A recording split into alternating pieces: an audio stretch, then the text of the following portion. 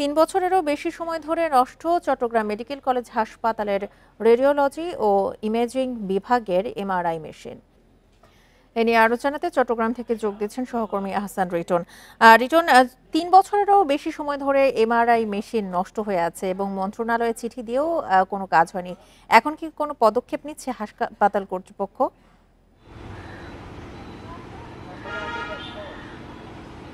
দেখুন, মেশিনটি যখন কেনা হয়েছিল তখন সেটির দাম ছিল 10 কোটি টাকা। এখন 4 থেকে 5 বছর পর, অর্থাৎ এখন মেশিনটি যদি নতুন কিনতে যায় সেক্ষেত্রে আসলে 20 কোটি টাকার মতো খরচ লাগতে পারে, এবং যদি এখন যে অবস্থায় আছে সেটিকে যদি মেরামত করতে যায় সেক্ষেত্রেও 7 থেকে 8 কোটি টাকা দরকার বলে চট্টগ্রাম মেডিকেল কলেজ হাসপাতাল কর্তৃপক্ষ আমাদেরকে জানিয়েছেন।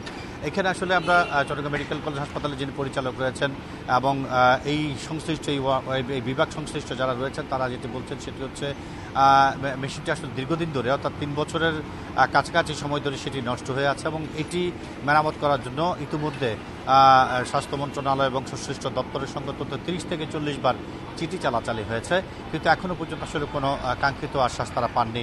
সাম্প্রতিক সময়ে সেখানে ধর্ম উপদেষ্টা এসেছিলেন, তার কাছেও বিষয়টা আসলে আনুষ্ঠানিকভাবে চট্টগ্রাম মেডিকেল কলেজ হাসপাতাল কর্তৃপক্ষ জানিয়েছে এবং তিনি বিষয়টি স্বাস্থ্য উপদেষ্টার সঙ্গে আলাপ করে বিষয়টি একটু সুরাহা করবেন বলে এরকম একটা আশ্বাস দিয়েছেন। কিন্তু যেহেতু এটি একটা বিশাল অঙ্কের টাকার বিষয় রয়েছে, সঙ্গত কারণে হুট করে আসলে কিছু করা যাচ্ছে না বলে চট্টগ্রাম মেডিকেল কলেজ হাসপাতাল কর্তৃপক্ষ আমাদেরকে জানিয়েছেন। আপনি জানেন যে আসলে এমন কিছু মানবদেহে এমন কিছু রোগ আছে যেগুলো আসলে সিটি স্ক্যানের মাধ্যমেও শনাক্ত করা সম্ভব নয়, সেক্ষেত্রে আসলে এমআরআই মেশিনটা খুবই জরুরি। অর্থাৎ এমআরআই মেশিন দিয়েই শরীরের ভেতর লুকিয়ে থাকা একেবারে সূক্ষ্ম থেকে সূক্ষ্ম রোগ জীবাণু পর্যন্ত শনাক্ত করা যায় এবং এই মেশিনের মাধ্যমে চট্টগ্রাম মেডিকেল কলেজ হাসপাতালে যদি এমআরআই করতে যায় তাহলে খরচ পড়ে 3 থেকে 4 হাজার টাকা।